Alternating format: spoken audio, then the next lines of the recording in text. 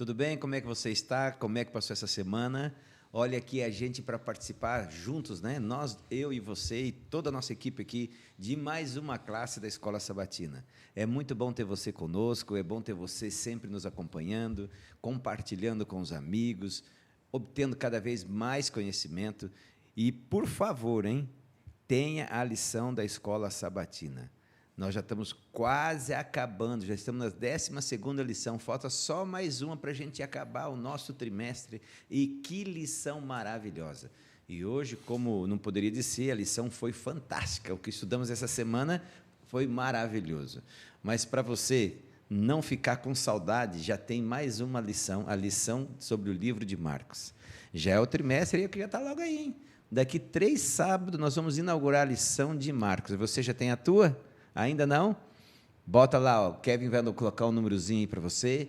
Quando ele colocar, você pega já na hora e manda para a gente o recadinho. Preciso de uma lição.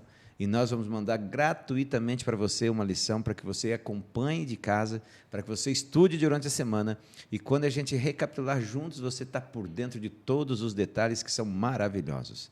Estudar a lição, eu posso assim dizer para você, é a coisa mais gostosa que tem, porque você aprende a teologia de uma forma bem simples e objetiva, tá? Que Deus abençoe você e vamos juntos, né? Sempre compartilharmos e participarmos da classe da Escola Sabatina. E eu tenho hoje aqui 2 pessoas, uma já é figurinha tarimbada. É tarimbada que fala, Joel? Então, eu nem sei mais como é que é. Né? Mas figurinha repetida, né? Repetida. Carimbada. A carimbada. Está aí o homem que entende de carimbo, né? Então, a figurinha carimbada. Eu tenho aqui um grande amigo, que é a 2ª vez que está conosco, né, Romanelli? 2ª vez, é. Muito obrigado por estar com a gente. Eu que agradeço por poder estar aqui, né, por ter essa oportunidade de aprender um pouco aqui da lição. É uma lição muito importante, muito bonita, e a gente juntos, a gente sempre aprende bastante coisa. Amém. Amém. A minha garganta não está muito boa, tá? Eu estou vindo de uma feira, que eu fiquei falando que nem um homem da cobra, certo? O dia inteiro, então se eu der uma engasgada aqui, vocês continuam aí. Não liga, não. Isso aí não é desculpa, não, que falar, confira, fora de feira. Não sei. Não tem problema para você, não. Não perturba, não. Eu também estou com a garganta ruim, então a gente faz uma dupla. Será que é coisa da idade, Romanelli? É coisa da idade, é. Então é nós dois mesmo, então vamos nessa. Romanelli, nós temos agora um momento muito especial, que é o momento da oração, certo? E os nossos amigos que estão nos assistindo, né? Eles sabem que esse momento é o momento que a gente vai interceder por eles e eles intercedem por nós, certo? E o Romanelli foi sorteado, é sorteio randômico, né? Randômico. Uma vez teve um sorteio randômico, nós fomos, tinha mais de 100 pessoas, né? Mas dos 10 sorteios randômicos, caía sempre para o Bernardino. Ele queria matar o homem do sorteio randômico. As perguntas iam tudo para ele. Então, nós fizemos um sorteio randômico e hoje você tem o privilégio de orar pelos nossos amigos. Então, enquanto o Romanelli estiver orando, por favor, interceda por nós, interceda para que o Kevin, o Joel, o Romanelli, o Jefferson consiga transmitir a palavra de Deus da forma mais acessível para cada um de nós, né? E você é o homem hoje que vai orar por nós, Romanelli. Senhor Deus, nosso querido Pai, nosso Deus de amor e misericórdia, nós estamos na vossa presença mais uma vez, em mais uma lição. Nós vos agradecemos por podermos estar aqui juntos, por podermos estudar essa lição que é muito profunda, muito boa, e nós estamos aprendendo muitas coisas com elas. Nós vos pedimos que o vosso Santo Espírito esteja aqui conosco o tempo todo, nos inspire, nos guie, e também que esteja com todos aqueles que estão nos assistindo, para que também eles vejam aquilo que for da vossa vontade, que for dos vossos propósitos, que sejam aquelas coisas que eles aprendam, saibam, e sejam enriquecidos com o vosso conhecimento, com o conhecimento da vossa palavra. Amém. Nós pedimos também pela saúde de todos nós, de todos esses nossos amigos que estão nos ouvindo, e, enfim, por todas as pessoas que nos são queridas, nos são caras, pedimos por todos e vos agradecemos por tudo, pelo nome santo e sagrado de Cristo Jesus. Amém. Amém. E eu quero agradecer aqui a Thelma, né? Que liberou o Romanelli para estar aqui com a gente, né, Romanelli? Ela não liberou, não, mas... Você fugiu? Eu vi fugido. Thelma, obrigado por o Romanelli estar aqui. Olha que homem bonito está aqui hoje com a gente, tá bom? Deus abençoe você. Eu tenho mulher também, viu? Não, mas a tua liberou você. A tua está alegre que você veio. Tá certo? Tá bom, depois Tá você bom, fala mãe. isso pra ela, então. Esposa do Joel. A dele já manda, né? Vai logo, Pior vai que eu logo. passo direto, eu passo sempre na porta da casa dele, eu acho que vou apanhar da mulher dele hoje. Qualquer dia desse ela vai ficar Eu brava. tô perdido, Romanelli. A gente sempre, quando escuta livros de biografias, né? Ou as autobiografias, biografias não... Como é que fala? Aquelas não autorizadas, né? E uma das coisas mais importantes que o biógrafo conta, apesar de toda a vida da pessoa, ele gosta sempre de ressaltar os momentos finais da pessoa, os feitos finais, aquilo que foi importante, aquilo que foi a suma, né, da vida do biografado, né? E a gente percebe que isso tem valor. Há livros, né, com frase, a última frase que fulano de tal falou, a última coisa que fulano de tal fez, né? Há livros que falam as últimas frases de personagens, né? Ou seja, as últimas fases, elas têm importância muito grande no fechamento do círculo de vida de uma pessoa. E o interessante da lição dessa semana, que ela vem trazendo para nós, que também na questão religiosa, Romanelli e Joel, as últimas fases, elas têm uma atenção especial de Deus para com o ser humano, especial de Deus também para com todos os feitos que vão acontecer. E é interessante como Deus ele se importa não só com o início, mas ele também está focado com o final dos nossos passos e dos momentos aqui na Terra, né? E o versinho dessa semana foi um verso assim que eu achei muito interessante. Compre a verdade e não a venda. Compre a sabedoria, a instrução e o entendimento. Ou seja, Deus está dizendo que há coisas tão preciosas, tão valorosas, que vale a pena ser comprada. Eu vou fazer a pergunta para o Romanelli, porque entre nós mais burro aqui, certo? Nós temos aqui um homem que estuda muito, né? Mas o mais burro sou eu.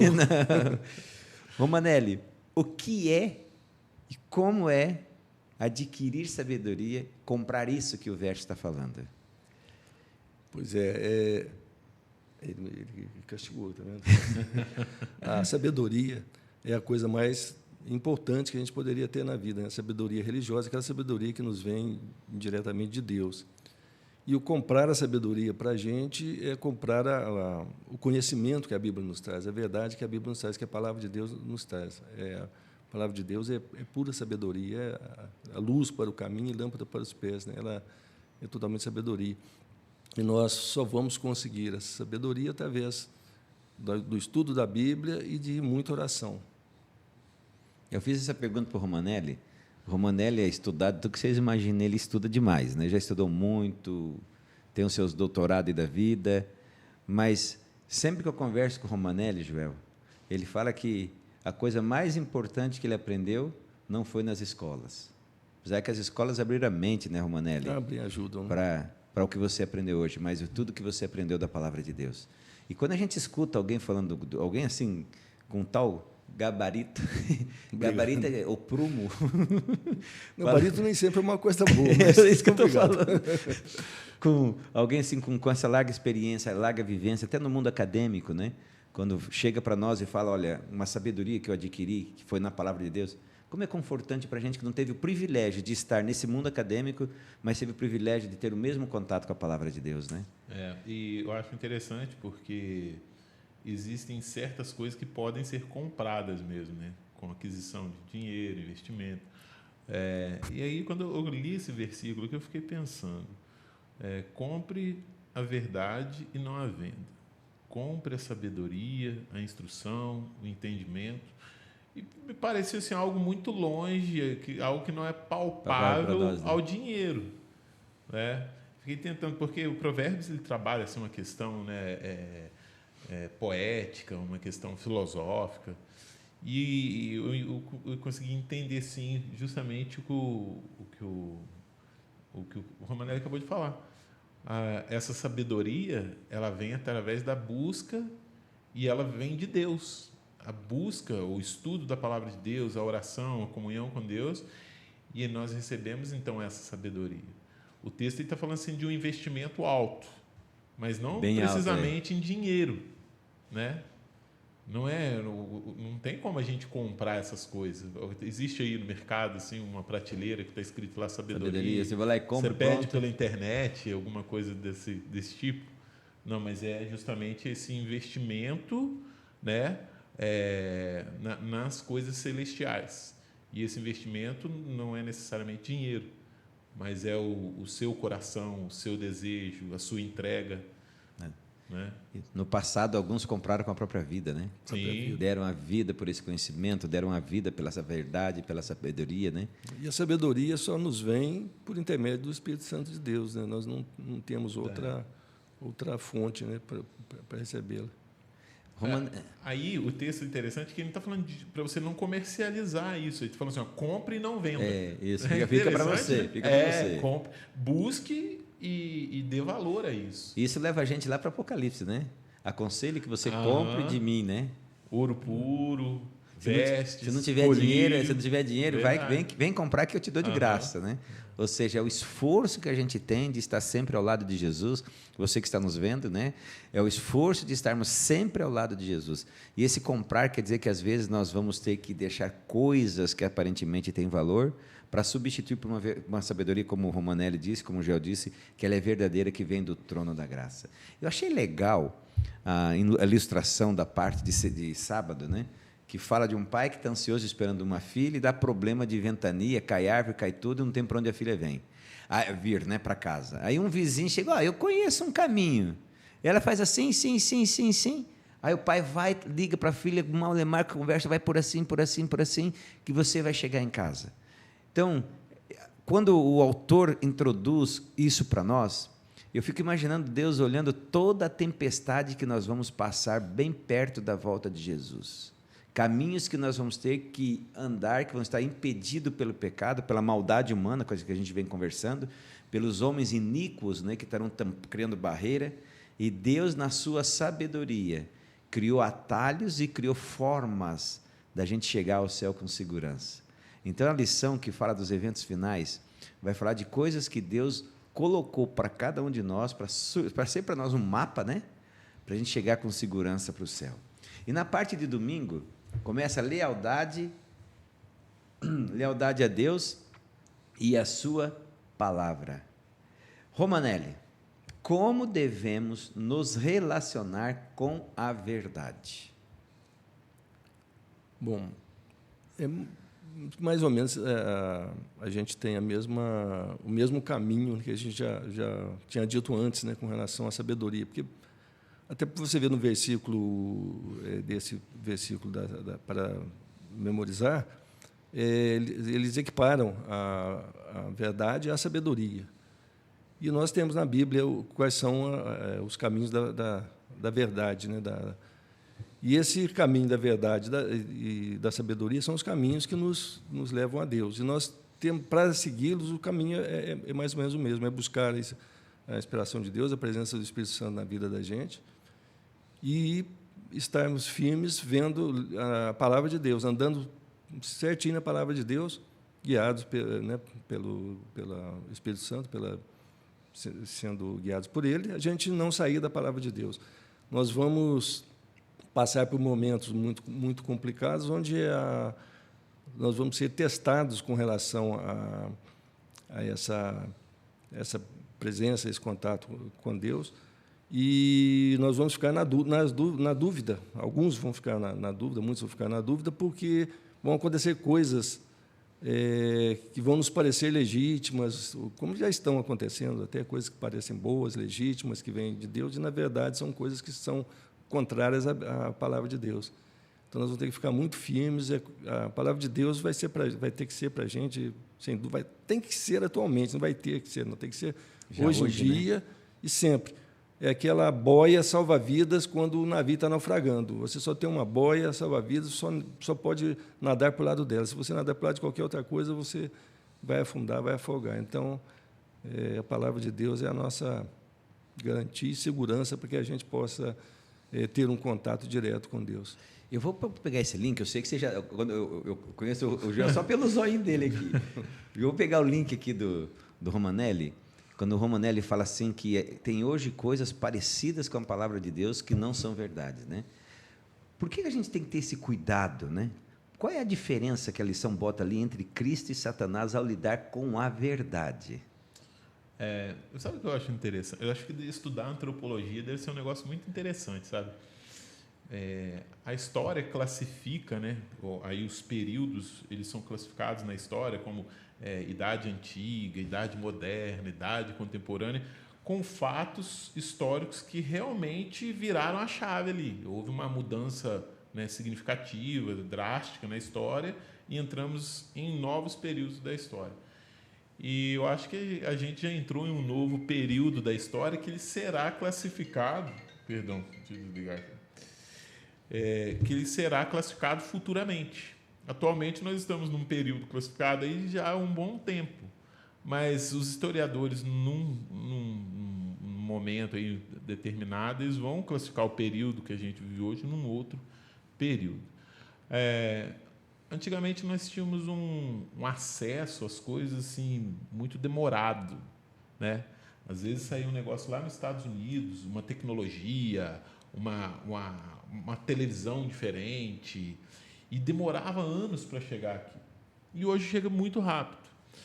A informação, ao longo dos anos, ela tem se expandido. Eu não sei mais o quanto ela vai se expandir, né? Porque hoje qualquer um de nós tem acesso muito fácil a qualquer tipo de informação, né? O que você quer saber hoje? Se bobear, hoje, se você for um autodidata, você se forma com a mesma qualidade, às vezes, em alguma matéria, em alguma coisa, como se você estivesse formando dentro de uma academia. Porque o acesso que nós temos hoje é muito grande. Porém, com todo esse acesso, com toda essa facilidade, veio uma preocupação que talvez seja pior do que você ter dificuldade ao acesso, que são as mentiras. Isso. Hoje, a gente, com o advento das tecnologias, a gente tem uma dificuldade muito grande hoje em saber o que é verdade. O que chega até nós chega de uma forma, às vezes, muito mascarada. A gente está vendo uma guerra no Brasil aí, né, de fake news. A palavra do momento no mundo das notícias hoje é essa, fake news. E, às vezes, você vê vídeos tão bem feitos, você vê informações sendo passadas de uma forma tão enfática e é mentira.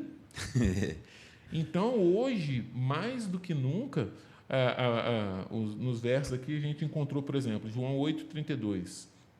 Conhecereis a verdade e a verdade vos libertará. Mas o que é conhecer a verdade hoje?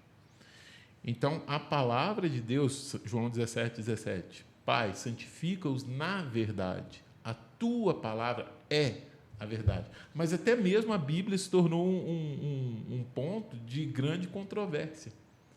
E como é que a gente equaliza, né, essas coisas?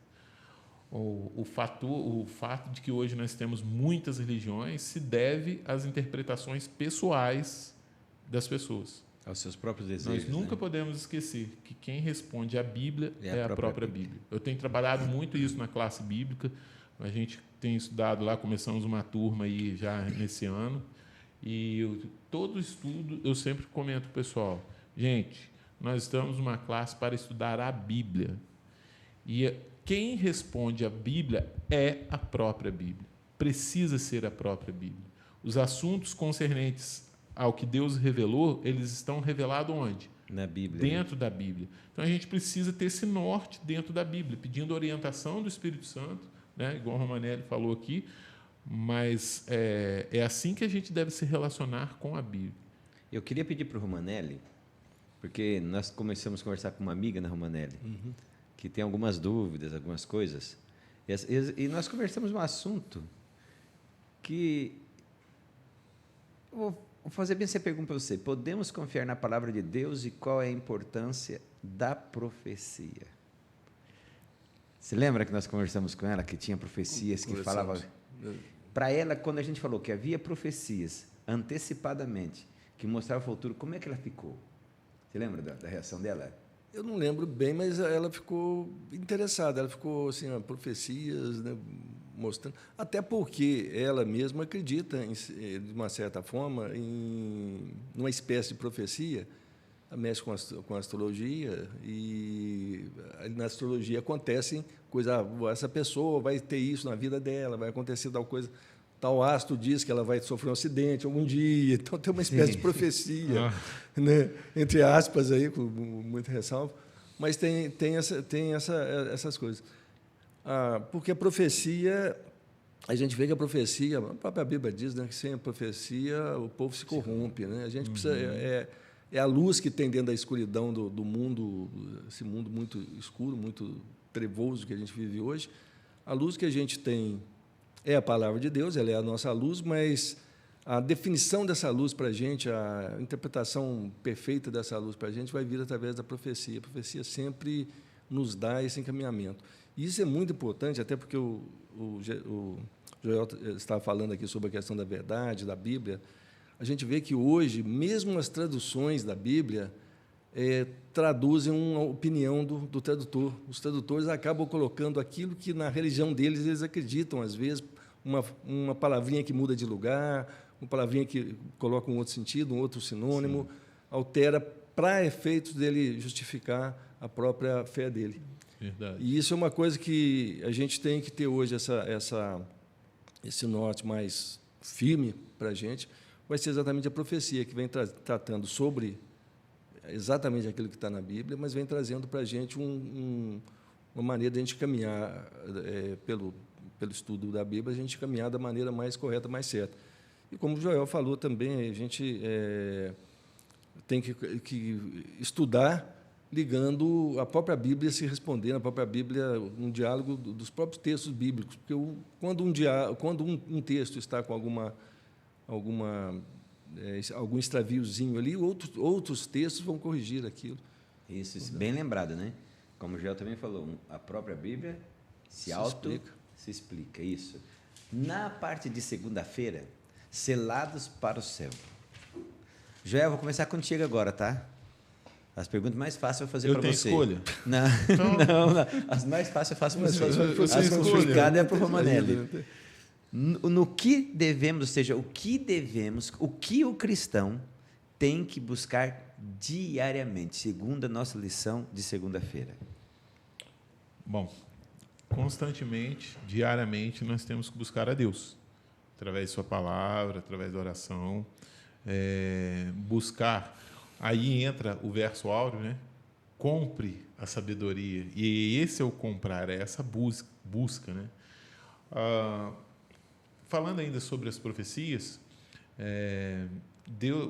a Bíblia nos diz que Deus, né, moveu homens, nenhuma profecia foi dada por vontade humana, mas Deus moveu esses homens através do Espírito Santo.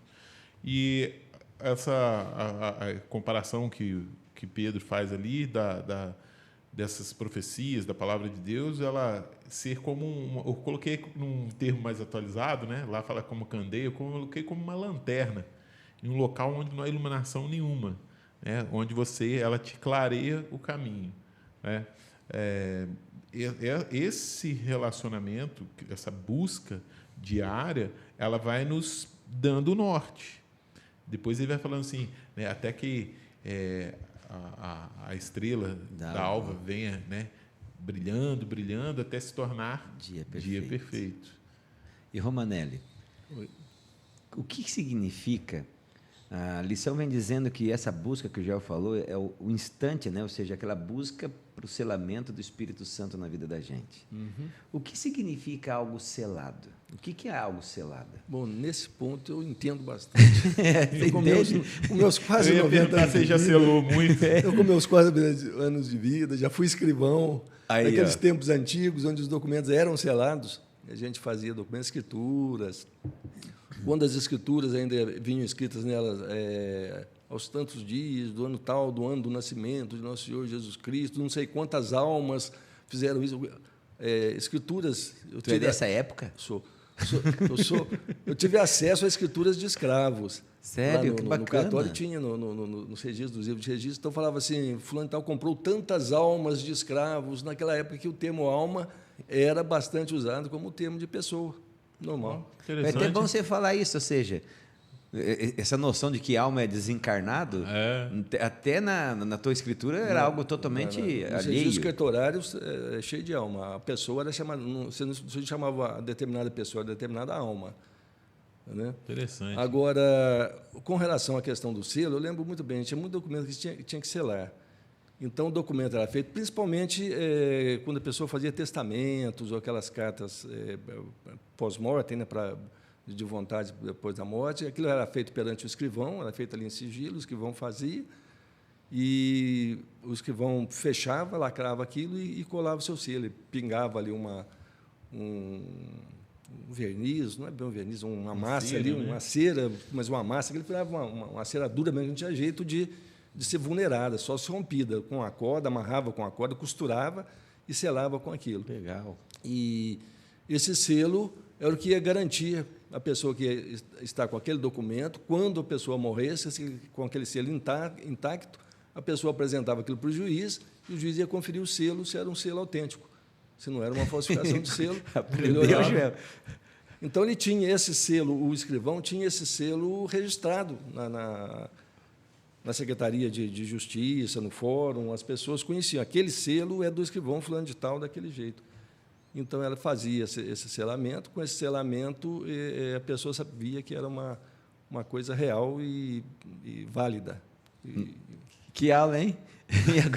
Nossa, você nunca me contou isso, engraçadinho. Isso não é bem aula, isso é como é que chama um exercício de memória da antiguidade, dos tempos passados. Ô, Joel, vê essa visão. Dá para lembrar do Apocalipse agora? Dos 7 selos, o livro selado por dentro e por fora. Caramba, bacana.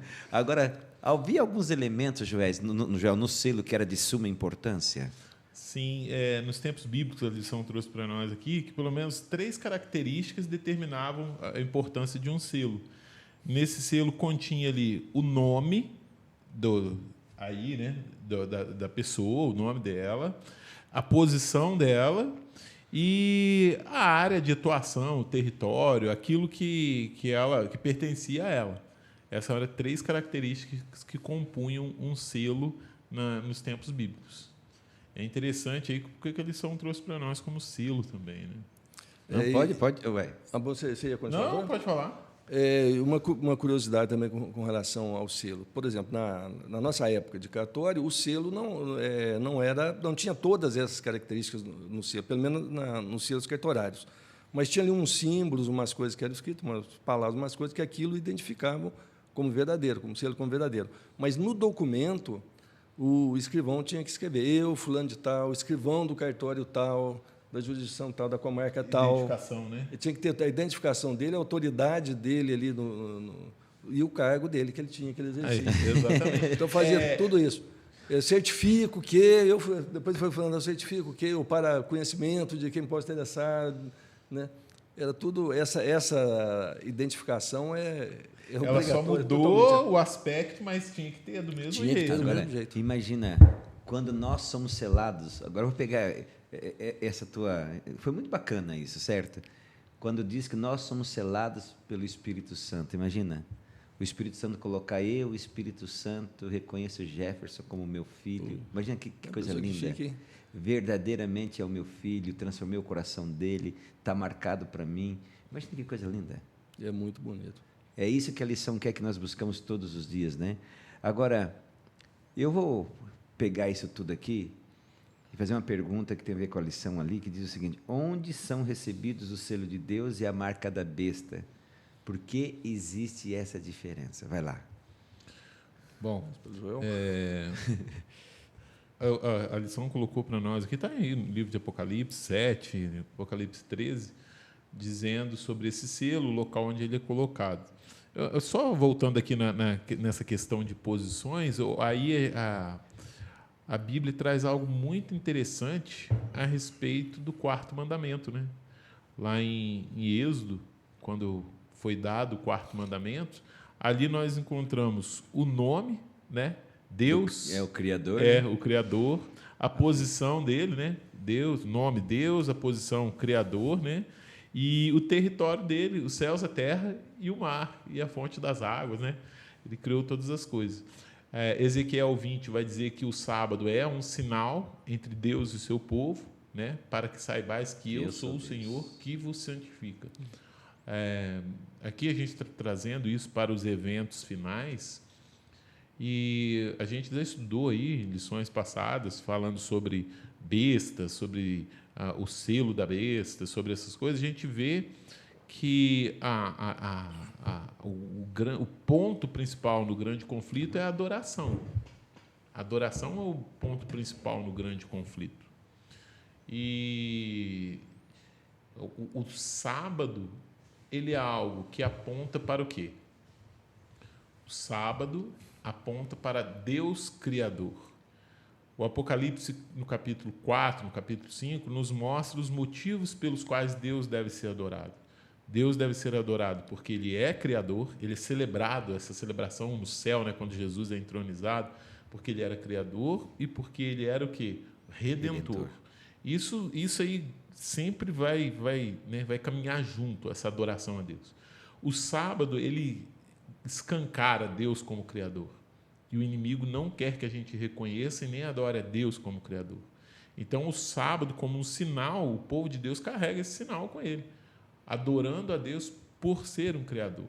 E aí, quando a gente entra nas questões do selo da besta e o selo de Deus, o selo de Deus ele é colocado na testa, está lá em Apocalipse 7, em Apocalipse 13, dizendo que o selo da besta, ou a marca da besta, ela será uma marca colocada na testa ou na mão direita. São logo, para o selo da besta existem opções, sim. Para o selo de Deus, não. Só uma, né? E o interessante, vou botar uma aguinha para o Romanelli. Romanelli, você vai falar bastante hoje, tá? Isso. Dá um jeito de tomar água aí. Senão até uma ficar brava comigo, se você ficar com sede. O Joel está falando aqui dessa questão do selo, né? Isso é muito bonito. Ezequiel é lindo, ele citou, né? Ele fala e repete, né? Que eu sou o Senhor que o santifica. Então, assim, o sábado é para que a pessoa saiba que Ele é o Senhor que tem o poder de nos santificar, né? Isso é muito, achei isso muito, é forte muito e forte, muito sério para a gente simplesmente desprezar, né? Não, é impossível a gente desprezar uma informação dessa, né? Verdade. E também uma coisa que o Joel falou, que é a questão da opção da marca, né? O servo de Deus vai ser marcado na testa porque é uma questão mental. A guerra do grande conflito acontece por conta da nossa mente, né? Não, é uma guerra que acontece na nossa mente por causa da nossa mente, né? E é onde Deus vai se instalar como selo, trazendo para a gente essa questão da obediência. Para a gente poder uma obediência, tem que ser uma obediência consciente. Nós temos que ser conscientes, temos que estar fazendo aquilo de todo o nosso coração, que é o nosso centro de comando. Então, a testa tem essa coisa de mental. Já os adoradores da besta, ou da marca da besta, muitos vão adorar realmente, como hoje a gente vê essas ideologias, a pessoa compra a ideologia, por mais... E vira uma religião mesmo, né? Vira uma religião, por mais... imbecil que seja. Eu não queria usar o termo imbecil, mas eu sei que você queria falar. Estava na língua, mas eu estava querendo achar um outro. Mas, por pior que seja, a pessoa compra aquilo e briga e fica inimigo da gente. Mata, morre por aquilo, né? Mata e morre por aquilo. Mas também vão existir aqueles que não vão comprar a ideologia, mas que por interesses, por acharem que vão ser beneficiados, que se não fizerem vão ser prejudicados. Conveniência, né? Por conveniência, eles vão. Esses são os que não vão marcar na testa, vão marcar na mão, né? Ou seja, na ação deles. Apesar da testa deles não estarem de acordo com a ideologia... Muito bem. Né? Na mão vai agir de acordo com a ideologia do mal de Satanás. Né? E olha que hoje a gente já vê isso até no meio político, tudo. Não seja, então, o Romanelli colocou algo muito importante, que é o seguinte: no final dos tempos, nós vamos ter ali as classes que aceitaram a verdade, as classes que não aceitaram, mas existem pessoas até o final do mundo que não acreditam em nada. E o selo da besta é algo que está relacionado a comprar e vender. Então, ele não envolve somente pessoas que têm uma ideologia, ou uma religião, ou uma crença. Vai envolver todo mundo. E esses que não têm uma crença, testa, né? A mão serve como algo, simboliza algo como conveniência. E aqui entra uma orientação bíblica muito importante para nós. Paulo diz o quê sobre o culto? O nosso culto deve ser o quê? Racional, né? Culto racional. A gente vê uma grande exploração do emocional hoje. Então, a pessoa chega em determinado local, está sendo tocada ali uma música que mexe com o coração, arrepia o que o Roberto Carlos faz você. Você já assistiu algum filme que você chorou? Já assistiu algum filme que chorou, que emocionou? Então, assim, a gente não pode pautar a nossa crença, o nosso embasamento espiritual em emoções. A emoção ela é passageira, o racional permanece. E o racional sempre foi trabalhado. Deus sempre trabalhou o racional. Deus sempre buscou isso. Né? Sempre. Para quê? Razão. Razão, para nos dar convicção, né, daquilo que a gente crê. Já que você diz razão, eu já vou pular para terça-feira. A quem adorar, então? Se tem que ser razão, a quem que tenho que adorar? A lição de terça-feira nos ensina. Nós temos que adorar a Deus de todo o nosso coração, amar a Deus de todo o coração. A nossa adoração tem que ser totalmente a Deus. E a gente adora a Deus de muitas maneiras. Uma delas, não é que a gente adora de muitas maneiras. A adoração implica vários aspectos. Tem vários aspectos da vida da pessoa. E um dos aspectos muito importantes, dos principais, é a obediência. Então, essa adoração nossa, para esses eventos de fim de tempos, nós vamos ter que saber obedecer a Deus com todo o nosso coração, toda a nossa força. Esse amor a Deus, ele envolve tudo isso, ele envolve o temor a Deus. Esse temor a Deus é amplo, é um conceito muito amplo, que a gente tem que obedecer, tem que servir, tem que confiar, tem que ter fé. Então, é uma coisa bem ampla. E vai ter esse negócio de ficar em cima do muro ou nessa época não vai ter mais muro? Bom, eu acredito que até vai ter em cima do muro sempre. O muro vai existir sempre, em cima do muro vai existir sempre. O problema é que o muro é do lado do inimigo. Quem vai estar se sentindo confortável? Não, eu estou em cima do muro, não tem problema nenhum, estou numa tranquilidade danada. Ele está em território do inimigo. No território de Deus não existe essa neutralidade. Olha como que o racional é importante. Você perguntou, a quem adoramos? Como é que você chega? Por que você adora a Deus? Como é que você vai responder essa pergunta de forma emocional? Eu adoro a Deus porque eu me arrepiei no culto. Deu uns calafrios. Entendeu? Então não tem. Precisa ser racional. Essa pergunta a gente só consegue responder da seguinte forma: quando você entender o que é salvação. Para você entender o que é salvação, você precisa fazer uma retrospectiva da sua vida, até o momento em que você passou a ter contato com Deus. Quem você era e para onde a vida estava te levando. Quais eram as esperanças que você tinha, né? Como é que era a trajetória da sua vida até você encontrar com Deus? Essa é a pergunta. Quando a gente entende o que é salvação, de onde Deus me tirou, para onde Ele está me levando e aonde Ele quer me levar finalmente, entender, o Salmo diz assim, que Deus nos tirou de um lamaçal, né? De um poço, de um tremendo lamaçal. Ele nos tirou de lá e colocou um cântico novo nos nossos lábios. Então, lindo, né? É uma transformação. E quando a gente compreende isso na nossa vida, acredito que a gente não tem dificuldade nenhuma em adorar a Deus. Um dos aspectos de adoração, o Romanelli acabou de colocar aqui para a gente, que é a obediência.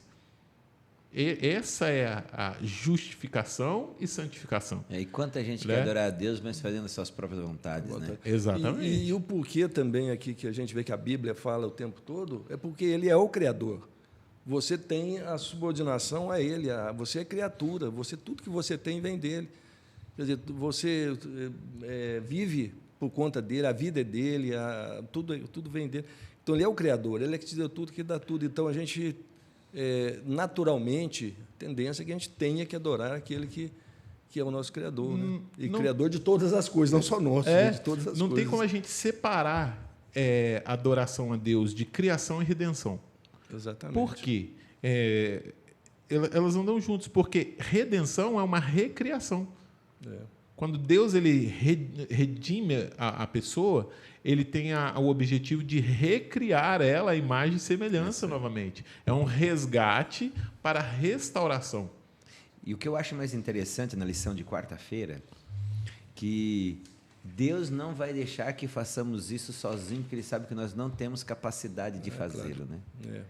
E o mais interessante é que Deus ele vai disponibilizar. Me ajuda aí, tá, Romané, com português também, tá? Já que a Thelma não está aqui para me corrigir. Tem que ser a Thelma, eu sou ruim. A Thelma é incrível, a gente fala errado, é assim desse jeito, certo? Veja bem, já que Deus sabe que nós não temos condições de fazê-lo, né?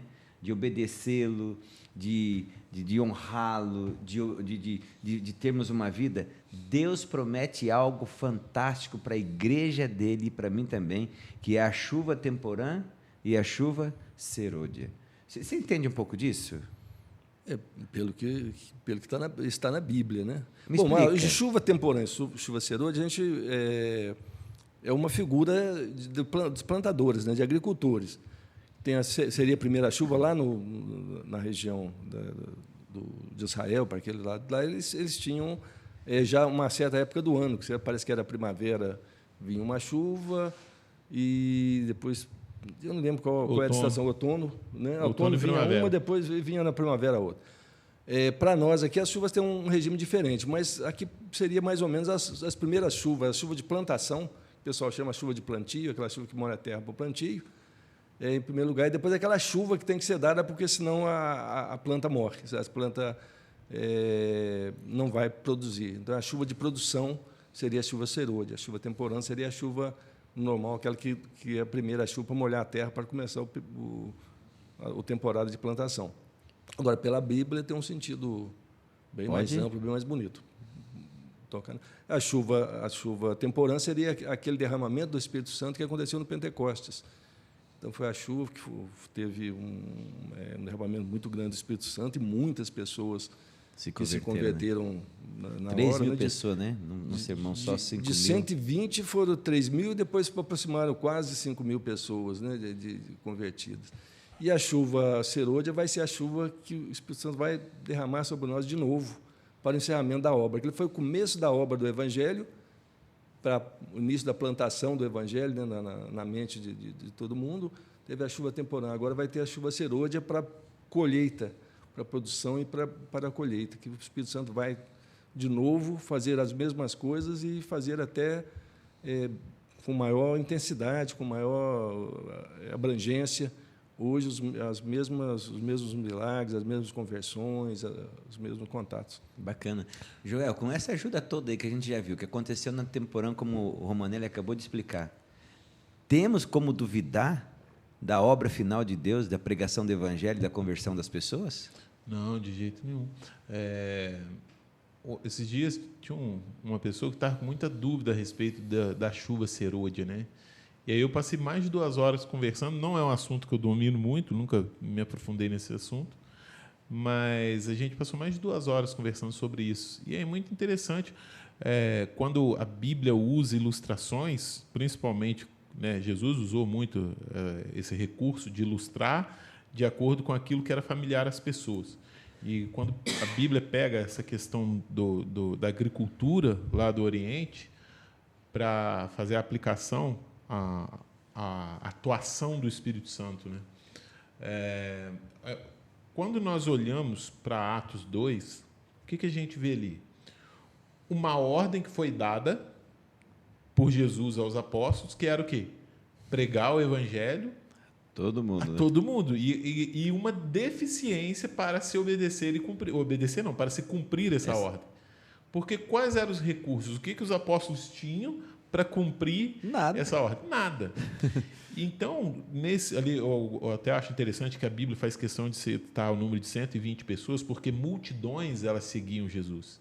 Depois da morte de Jesus, cadê as multidões? 120 pessoas permaneceram firmes em oração, aguardando a promessa de Jesus, que ele falou assim: permaneçam em Jerusalém até que desça sobre vocês, sobre vós, o Espírito Santo. E no Pentecostes há, então, a chuva temporã, como foi muito bem colocado aqui pelo Romanelli, que foi uma descida, né, uma porção especial do Espírito Santo sobre os discípulos, capacitando eles para cumprir a ordem de Deus. Então, a gente tem que se ater a esse ponto aqui. Hoje nós temos N manifestações do Espírito Santo por aí, ou pseudo, né, manifestações do Espírito Santo por aí. Sem propósito. Qual que é o propósito da atuação do Espírito Santo na vida das pessoas? Às vezes um engrandecimento próprio, às vezes é algo muito pessoal, é algo para as pessoas mesmo. E quando eu digo essa atuação, eu estou falando da atuação do poder do Espírito, porque eu gosto de separar duas coisas. Eu gosto de separar ensinos do Espírito e poder do Espírito. E aí você vai entender por que eu gosto de fazer essa separação. Mas não, aqui havia um propósito. Então é muito perigoso a gente estar classificando hoje, o Espírito Santo está atuando em determinada Porque pessoa. hoje, mas, como no passado, tem o mesmo propósito. sim, o propósito dos dons do Espírito, do poder do Espírito, sempre foi um só, eles nunca mudaram. É levar o Evangelho, Para é outros. suprir necessidades, Da igreja. é suprir deficiências humanas da igreja, em levar, em avançar a mensagem. Então, quando eu digo que eu estou tendo uma atuação do Espírito Santo na vida e isso fica só para mim, tem coisa errada. Tem muito errado. O propósito não é esse. Então, por que eu gosto de fazer essa classificação? O Espírito Santo sempre atuou na vida das pessoas. Ninguém se converte se não for pelo poder do Espírito Santo. Mas uma coisa é nós recebermos as instruções do Espírito e outra coisa é nós recebermos o poder do Espírito. A instrução do Espírito Santo, ela nos habilita a aceitar as instruções do Espírito Santo, ela vai nos habilitar a recebermos o poder do Espírito Santo. Porque nós nos tornamos pessoas obedientes, né? Reconhecemos a Deus, vamos nos colocando sob a vontade de Deus, abrindo mão das nossas vontades para deixar Deus operar em nós, e quando Deus achar que é o momento, nós vamos receber a atuação do Espírito Santo. O que a Bíblia promete para nós na chuva serôdia é uma atuação como foi nos dias, né? O mesmo poder vai descer com o mesmo propósito. Aquele era um propósito de início. Agora vai ser de final. Agora é um propósito de colheita, era um propósito de plantio, agora é um propósito de colheita, era um propósito de começar, aí um a tua chuva, de terminar, Romanelli. Que é a chuva serôdia. Aí a tua chuva serôdia agora. Então, assim, nós não podemos brincar e ficar achando aí. Só mais um ponto, que entre uma chuva e a outra, entre a temporã e a serôdia, as chuvas não cessavam, mas a quantidade era diferente. Caía ali esporadicamente, né? E assim entre a chuva temporã e a serôdia, a atuação do Espírito Santo ela continua, né? Mas a intensidade no final dos tempos vai ser bem maior, né? Vai ser muito diferente. Maior. Tem um texto que eu acho legal aqui que está no livro Olhando para Cima, escrito 26 de setembro, diz assim: não precisamos nos preocupar com a chuva serôdia. Eu achei esse texto legal, ó. E a chuva serôdia, será que eu estou... Não precisamos nos preocupar com a chuva serôdia. Tudo o que temos de que fazer é manter o vaso limpo e com o lado certo para cima e estar preparado para receber a chuva celestial. Ou seja, ao invés de você ficar aí, será que eu tenho... Não, vaso limpo. O que é vaso limpo? O Espírito Santo, ou seja, o dia a dia, a busca, né? E assim, Deus, pouquinho para cima. A hora que vier o Espírito Santo, eu recebo. A hora que essa chuva vier, ela vai me encher. Né? É aí que eu estava falando, nós precisamos, os ensinos do Espírito nos habilitam a estar com o vaso virado para cima. Para cima, isso. Quinta-feira, fala do alto clamor. Alto clamor. Quem auxiliará o céu na proclamação do fim e a iminente volta de Jesus? Romanelli, quem vão ser aqueles que vão estar lá pregando o Evangelho? Vão ser aqueles que receberam a chuva serôdia. Então, eles isso vai criar um grande movimento, uma grande empolgação, uma motivação muito grande para que essas pessoas, que são as pessoas, aquelas pessoas fiéis, aquelas que estavam obedientes a Deus, santificadas, que essas pessoas vão proclamar o Evangelho numa velocidade incrível ao resto do mundo todo. O Evangelho vai ser completamente pregado. Imaginem essas pessoas tendo aquele mesmo poder que esses 120 receberam no Pentecostes, hein? Parece que o poder vai ser maior ainda na chuva serôdia, né? Imagina, Romanelli. Mais forte. Tomara que nós estejamos lá no meio, né?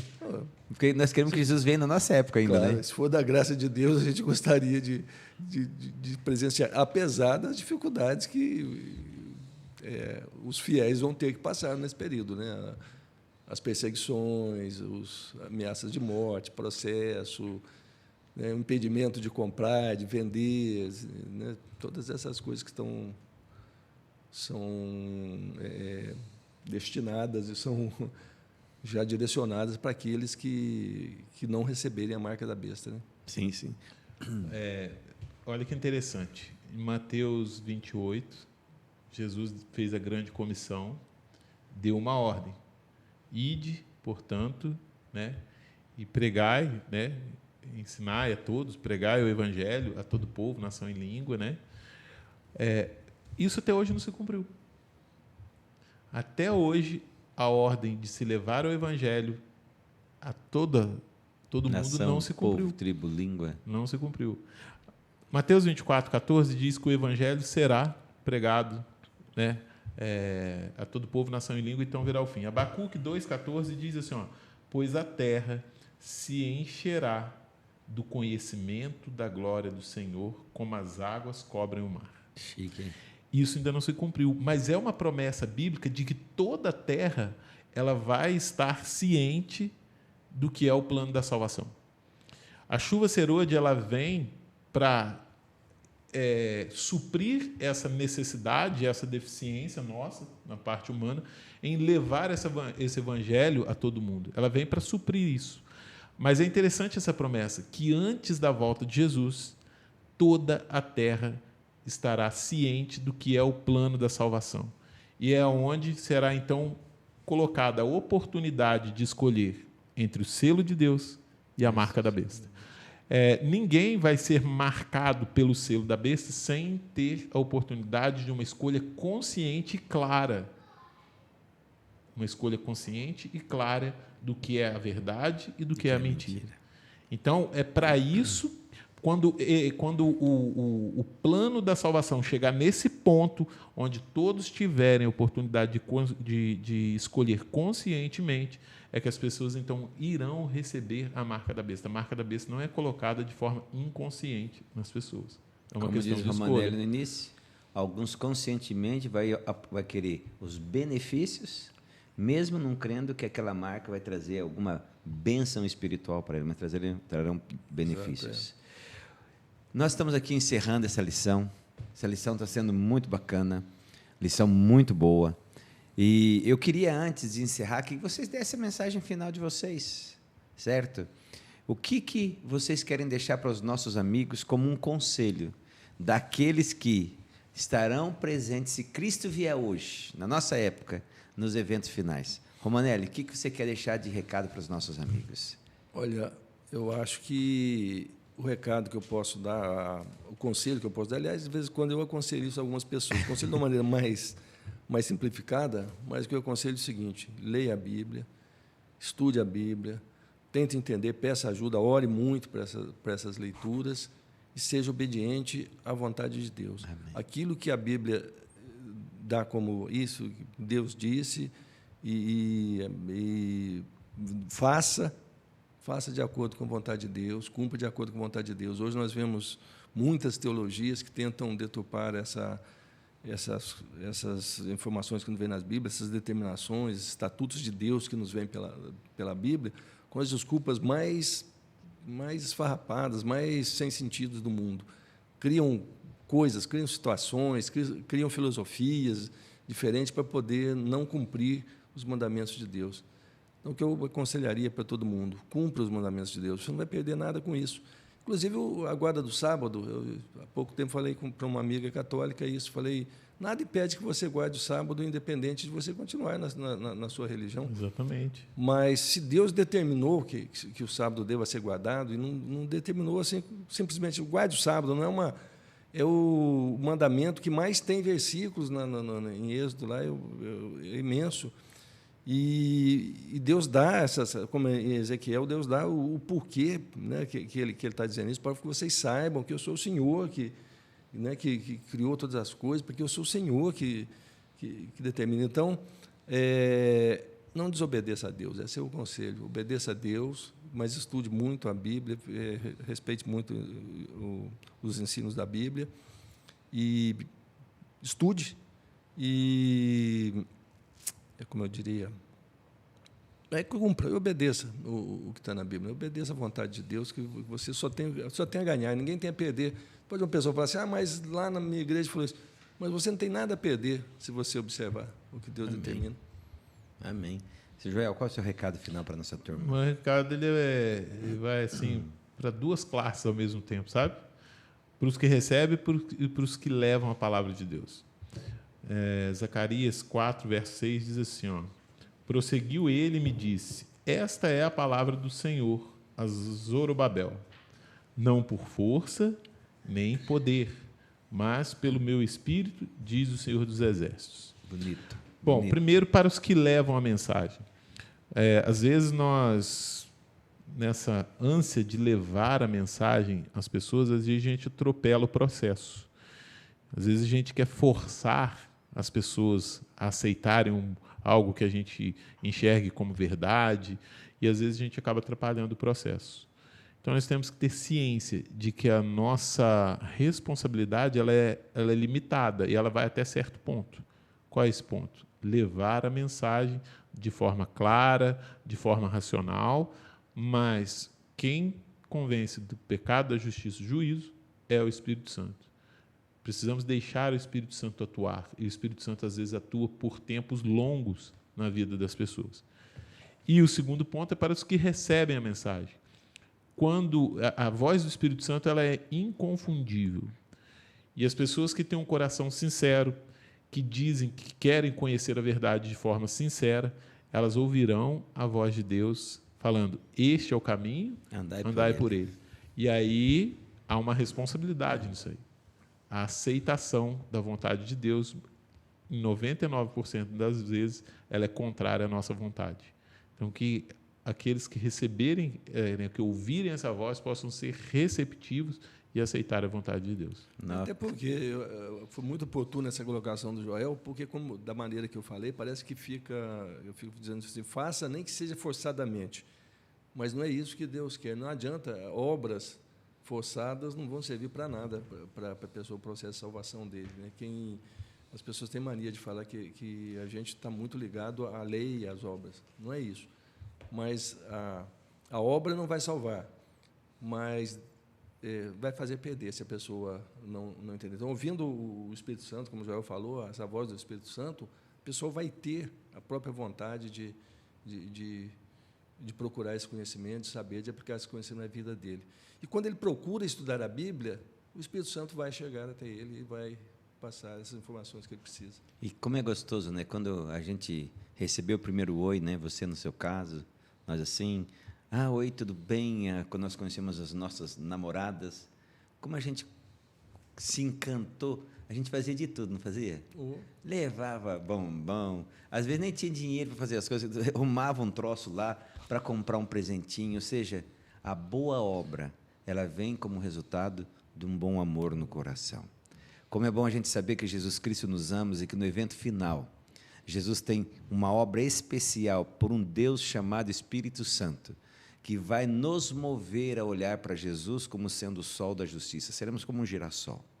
Aonde está o rosto de Cristo, estará lá o nosso rostinho brilhando. Né? Na lição diz que rostos iluminados, né, pelo poder do Espírito Santo, se apressarão de um lado para o outro, pregando a mensagem de Deus. Esse rosto talvez seja o seu. Esse rosto talvez seja o meu.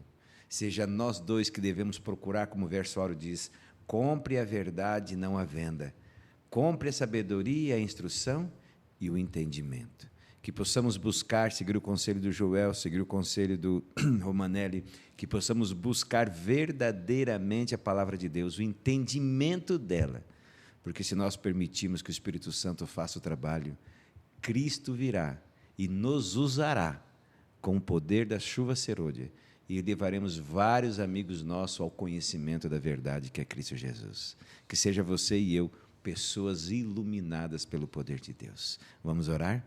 Querido Papai do Céu, muito obrigado por essa lição que vem dizendo que há um poder imenso que já está sendo outorgado a todo aquele que deseja. Que possamos buscar o selamento do Espírito Santo. Que possamos buscar a Deus como o nosso Salvador, o nosso Criador, como aquele que nos ama.